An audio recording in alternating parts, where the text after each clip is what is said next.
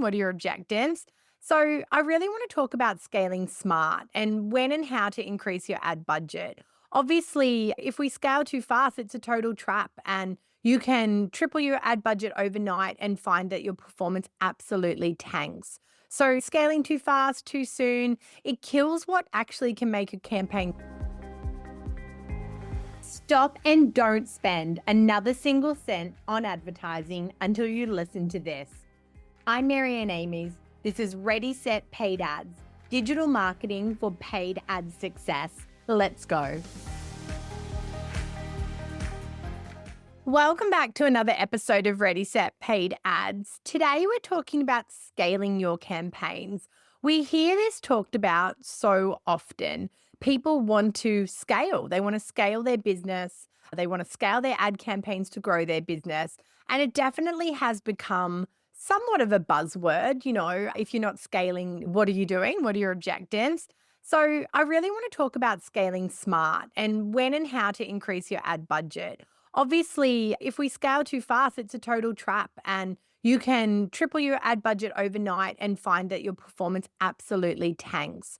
So, scaling too fast, too soon, it kills what actually can make a campaign great. So, today I'm going to walk you through identifying why scaling too fast doesn't work, the signs that your campaign is ready to scale, and then once you're scaling, how to do that successfully without breaking campaigns, and then watching your metrics to make sure that the scaling has worked successfully and you're driving those results. So let's dive into why scaling too fast doesn't work. When you scale before you're ready, you obviously end up blowing budget on unproven assets. Meta and Google, they thrive on stability and data. So sudden jumps actually shock the algorithm.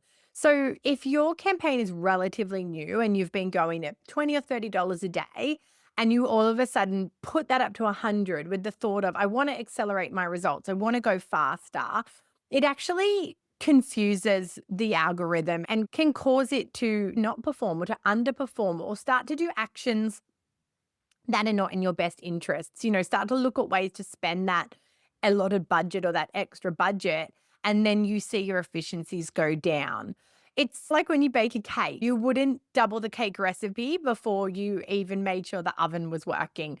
You have to prove your campaign, look at those metrics, understand that it's ready, and then start to scale. So, really common signs that it's not time to scale is when you don't have profitable conversions, when your audiences haven't been tested, your creative hasn't really hit that efficiency, and you scale and all the metrics drop. So, what is really important is to run through a bit of a checklist and build towards scaling, I guess, as your objective, as opposed to build to scale, build towards it and really make sure there's enough signs and signals in place that your campaign is ready.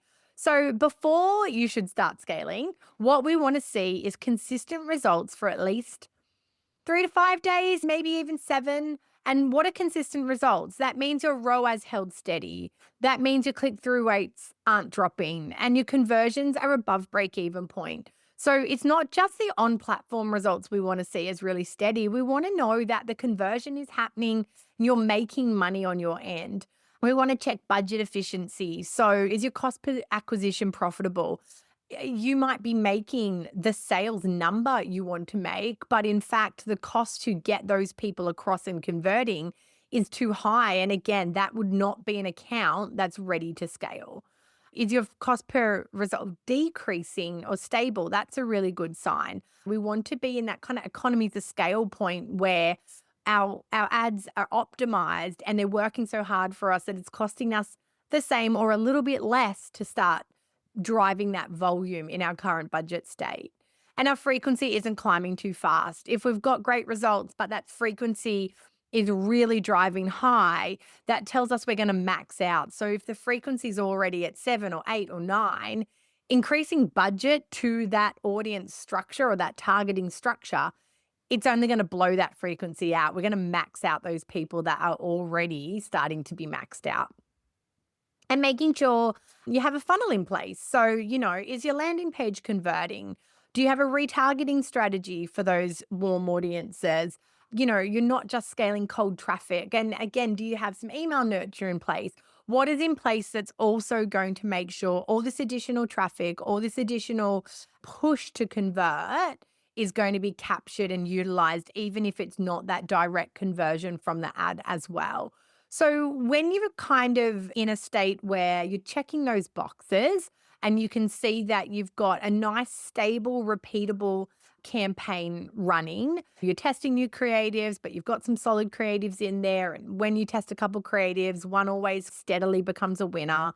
So just some real good signs, I guess, of a solid strategy and solid market fit for your product. Then you can start diving into scaling.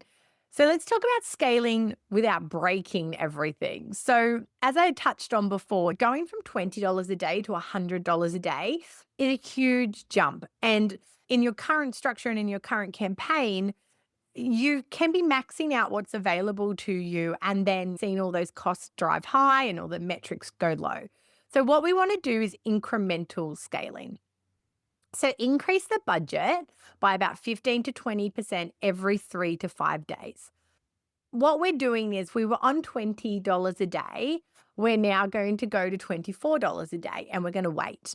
So we're going to wait 3 to 5 days, see what that does, see if everything holds. Obviously we want to see more volume coming through, but see if all our costs hold, our frequency holds, and then we can go again. Go again with another $2 to $4 on top of that and wait. So it is slow. It's slow and steady. And I think that sometimes people want to scale in a short period of time, but the platforms aren't designed for that. So, monitoring your performance, don't panic about small dips. That's fine. Just let things stabilize out over that kind of 5 day period and then make a decision of whether to go again and keep doing that until you do it and you see metrics drop. So then hold to where you were. So what this does, it actually keeps your campaign in the learning phase, but it doesn't reset it all the way back to zero where it needs to start again. Then we also have, you can think of it as like horizontal scaling. So duplicating your ad set and testing new audience segments.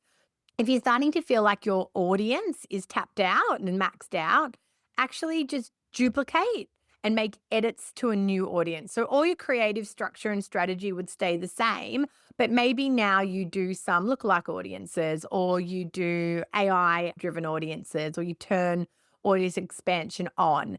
And the reason why we don't want to turn off that existing campaign we had is that we're happy for that to keep ticking over with the budget it had.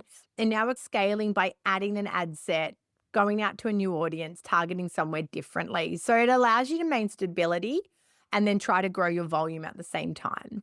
Converse to that, we have vertical scaling. So increasing budget within your existing best performing ad set. And this is most effective when campaign is fully optimized. So if you've got an ad set that's doing particularly well, just scaling that ad set, not scaling the whole campaign, so everything equally, or, looking at that ad set and seeing what you could do to improve it. Now, if you're doing anything other than budget, again, horizontal scaling, duplicate the ad set and change it. Vertical scaling is really just about manipulating the budget of that one ad set. Obviously, you need to watch for signs of fatigue. You've got your rising frequency, your falling ROAS. So that's really important to keep your eye on as well. And then the last type is creative scaling. So testing new versions of what's already working. So changing hooks, angles, formats, video versus static, carousel, collection ads, instant experience, try different ad formats. Again, we're not increasing the budget to scale here. We're just putting more creative into what we already have to see if a creative starts to increase that efficiency and increase those results. And then we can make decisions about backing that creative in. So that might be turning off other creatives and then upping that ad set budget slowly once that creative is proven, but just making sure we're looking at the opportunity of what creative can do to help us grow those campaigns as well. So you made the decision to scale and you've done one of those 4 strategies I've just talked about. So then what do you need to watch? Scaling is a bit of a dance. You have to see the data and you have to see the rhythm of that data.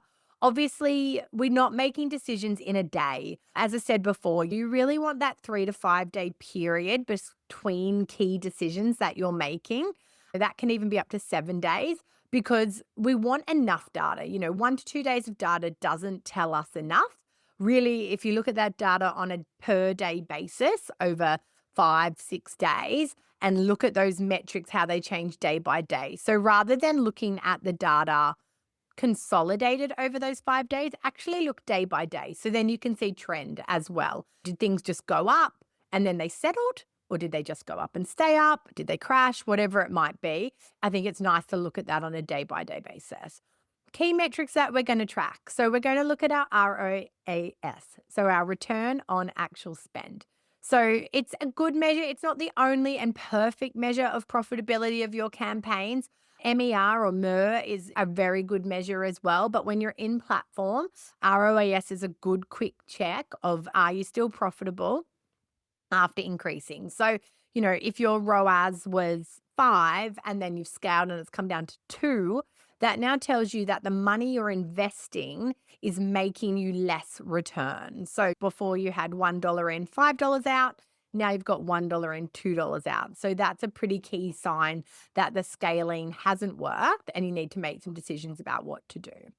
So your CPA, your cost per acquisition, we don't want to see that increase too fast because again, we want the extra funds that we're adding to result in volume and therefore be divided back against more acquisition and either stay steady or ideally to start to drop a little as well. If your CTR is dropping, so your click through rate, that could mean that the audience you tested in a vertical scale or a horizontal scale just isn't working, or the creative you added isn't working, or the creative you have been scaling with is fatiguing. If the rate at which people are clicking through is decreasing, we need to go back to creative and back to audience. Frequency, if we start to see that get high really quickly, then we can see our audience is burning out. So frequency is the number of times an individual is seeing your ad. So if it's a frequency of 4, it means the average person has seen it 4 times. Frequency is really interesting. And I think going into scaling, it's important you understand what frequencies work for you. I've definitely seen businesses that perform better when their frequency is higher. 6 and 7 frequencies where you feel like, oh my gosh, like this is terrible. The people must be maxing out, and that's the campaign performing the best. And then others, obviously, where if it goes over 3, it's a disaster and sales drop off. So you need to have your own frequency benchmark based on how your business has performed in the past and use that to guide the frequency that is acceptable. But during scaling, what we're doing is watching what it does. If it was always 6 and it shoots up to 15, again, that's a pretty clear sign that your scaling has not been effective and you're just maxing out the same people. Impression to conversion ratio. So are we seeing high quality traffic? Again, if we are getting a huge number of impressions, but we're not seeing that conversion grow, we need to question again if we're getting out in front of the right people. It's also good to set some automated rules inside Meta or Google that can alert you of these things. So if the CPA or ROAS crosses a certain threshold, that it sends you an email and alerts you. That can be really helpful as well and free you up from the continual checking of your platform. You can also have rules if the ROAS goes over this number, then drop my budget by 5% or 10%. So there are actual actions you can automate, or it can just be those rules are flagging you on what's going on, allowing you to go in and make those decisions. Scaling is exciting. And obviously, we hear so much about scaling. There's so much buzz around scaling your ads account, especially in e-com world, around what you can grow your revenue to as well.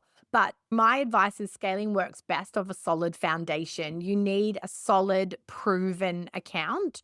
And then you need to be very considered and patient with your scaling strategy to be successful. You also need to be prepared to put the time in to scale, measure, and make informed decisions as you go. So this episode's a really great guide to come back to for those steps to follow and to just really Make sure you've got the foundations in place and you're asking yourself the right questions leading into scaling, as well as checking off the right data points once scaling is in process. So I really hope that's helped. If you're stuck and unsure around, what your data is telling you, if you're ready to scale, please reach out. Wise Up Marketing, my digital agency, we love working with businesses and helping them to scale in a considered and conscious way. We are definitely not about overnight success propaganda. So if you'd like to talk more, if you'd like your account audited, please reach out. You can DM me on Instagram or LinkedIn or head over to our website, wiseupmarketing.com.au. So thank you so much for your time today. I hope this has given you lots of food for thought, and I look forward to talking to you again soon.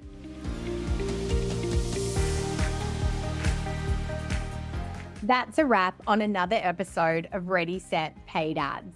If you're looking for done-for-you services, training to upskill you in ads management, or free and paid resources to help you plan and execute better ads, head to wiseupmarketing.com.au. If you've loved this episode, be sure to subscribe for future episodes. And if you know someone that would love this podcast too, go on and share it.